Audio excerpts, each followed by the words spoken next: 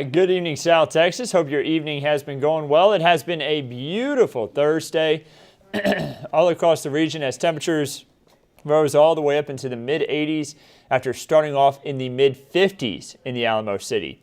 A nice, cool evening. I see a lot of people joining in already. I hope you had a wonderful Thursday. You know, again, dry, crisp, fall air, not even fall-like. It is fall now. And today's rain, of course, nothing because it was nothing but blue sky. But we need rain. Look at how small the amount is there for the month so far, 0.36. September usually brings us a little bit more rainfall, and it just doesn't look like we've seen enough rain just yet. Hopefully we get some more in there soon. 73 degrees in San Antonio, 63 in Bernie, and 72 in Kerrville. Meanwhile, 70 degrees in Rock Springs there in central Edwards County. 72 down towards Uvalde. Dew points in the 30s and 40s, so pretty comfortable out there with the exception of a few coastal communities that are more into the 50s for dew points. But hey, that's pretty low when you get closer onto the coast. Not too bad by any means. As far as the sky conditions are concerned right now, beautiful out there.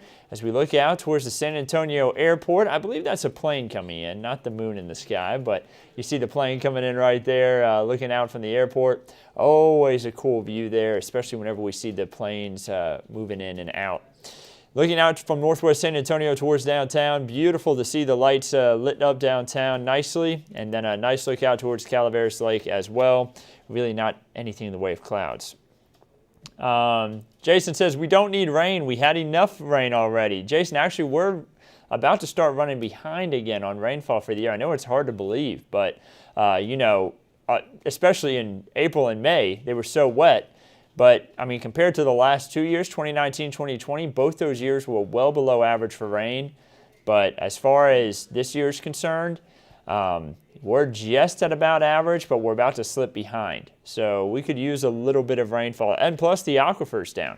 You know, we need to get the aquifer back up as far as rainfall is concerned. It's stage 1 water restrictions in place right now. But there have been some parts of South Texas that have picked up more rain than San Antonio, mainly down towards the coastal communities. Looking at the air quality for today, it has been at it was at expected to be a poor position, but we only slipped into moderate categories for ozone. We do have an air quality alert in place again for tomorrow. That means that the air may be unhealthy for some sensitive groups due to increased ozone levels. Moderate is what we're at right now, and of course the whole reason why we have these ozone alerts put into place is because air quality affects how we breathe, and the most common form of air pollution here is ozone, ground level ozone. That's what we have possible for tomorrow. The way this forms is on warm sunny days, sunlight causes chemicals in the atmosphere that are left out from our vehicles and just all sorts of things going on in the city. The sunlight can cause those chemicals to mix together to form ozone. And moderate category means that the air is acceptable, but for some pollutants there may be a moderate health concern for a very small number of people who are unusually sensitive to air pollution. Now, typically when we have one of these in place, we're talking about more unhealthy for sensitive groups, the orange category or red category. So we may see us slip into the orange or red categories there for tomorrow. And again, here's how this happens. Sunlight and then VOCs, volatile organic compounds, mixed together. Again, emissions from motor vehicles and industrial facilities all mixed together to form ozone. So that's how that happens if we ever have that issue. And again, we do have an ozone alert in place for tomorrow. Something else that may bother your allergies or breathing if you are somebody who has a more sensitive breathing issue, the amount of allergies in the air. Ragweed at a heavy amount for today. Molds were at a medium amount. Fall elm was light, pigweed was light, and also grass, which isn't on the board there, but was also in at light amounts. So ragweed really spiked from that front. Whenever ragweed's on the board, whether it's light or heavy, you know I'm having problems. So I've been dealing with my allergies today as well.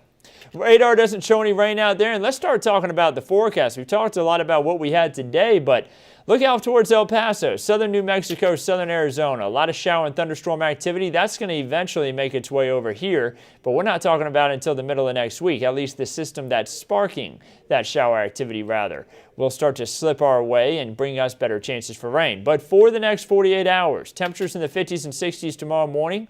We move into the afternoon, lots of sunshine just like today. Temperatures rising into the 80s. We do it all over again on Saturday, just a little bit warmer. 50s and 60s to start off with, 80s and 90s for highs across the region, but should be a beautiful day if you have any weekend plans.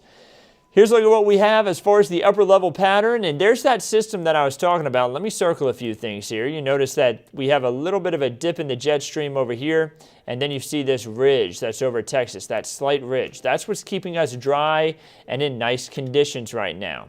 This will slip off toward the east, this area of ridging, as we head into the middle of next week, and this little trough that's set off just up to our west is going to kind of move in our direction and kind of weaken that ridge of high pressure, and that's going to mean that we get a bit of a wetter pattern across our region, but not necessarily that cooler. So looking like we could warm up just a little bit, and there's those better chances for rain. See about an inch to an inch and a half across central portions of our region, stretching from Medina County, Bexar into Guadalupe County. Some areas off towards the hill country could get a half of an inch or less, though, and that's where we really need the heavier rainfall. I still think we're going to get some improvements to the aquifer, but I don't know if we're going to be able to pull out of this stage 1 water restrictions. We're going to need better amounts of rainfall in the forecast to really pull out of this. 657.7 feet is what the aquifer is at today, down 0.3 of a foot in the last 24 hours, and you see that 10-day average even below 659 feet. It has been a very dry month. You know, we've only had 3 months this year that brought above average rainfall, and that was April, May, and July. Now, where we had above average rainfall, we had a ton, and that's the whole reason why we're still doing good for the year. This year is still at 23.63 as far as the rain's concerned, but more than half of the rain that we had this year occurred in April and May. So that was a significant amount of rainfall, and was much needed, but man, we need some more rain before we get through the end of September. Well, as we're going to continue to see drought worsen. Moderate drought now into portions of Maverick County and Val Verde County. We may see that extend further off to the east, and that abnormally dry conditions area may grow as well if we don't get any rainfall in here soon. Let's take a look at the tropics. Tropical Storm Sam out there to the east of the Lesser Antilles, forecast to move closer to the Lesser Antilles over the next 5 days, becoming a major hurricane. We'll keep an eye on it, but right now not threatening Texas or the U.S. really as a whole, just something to keep an eye on. We have a low chance for tropical development near Bermuda. We have a low chance of tropical development near the Cape Verde Islands. And that medium chance for tropical development in the northern Atlantic, I believe that's still the remnants of Odette that could manage to reform. We'll keep an eye on it, but none of them threatening Texas.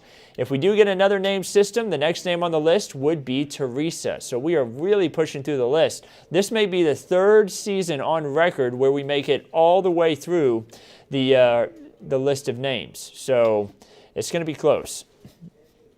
Here's a look at what we have for the 7-day forecast. Temperature is going to be in the 60s for lows and 80s for highs for Friday through Sunday. Warming into the lower 90s there Monday and Tuesday. 89 for the high on Wednesday there, thanks to a little bit of rainfall.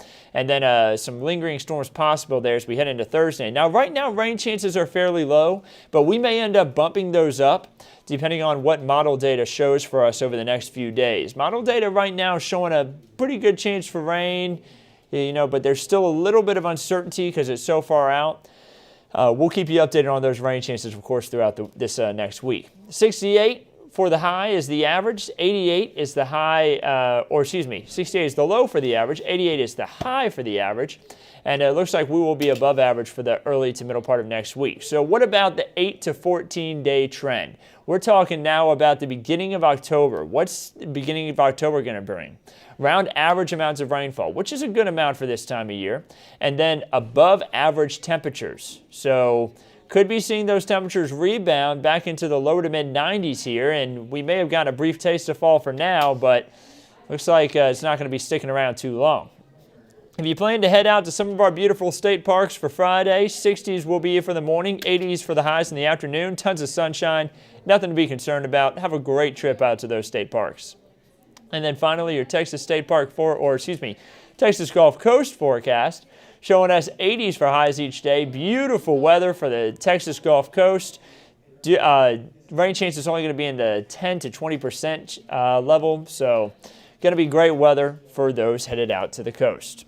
And guys, I'm going to go ahead and sign off of here. Go get ready for our show that will begin at 10 o'clock. Be sure to tune into it. We'll have the latest update on news and weather and sports, of course, all across the region. Be sure to tune in, and of course, we'll keep you updated on all of our digital platforms anytime in between. See y'all at 10 o'clock, and have a wonderful Thursday night.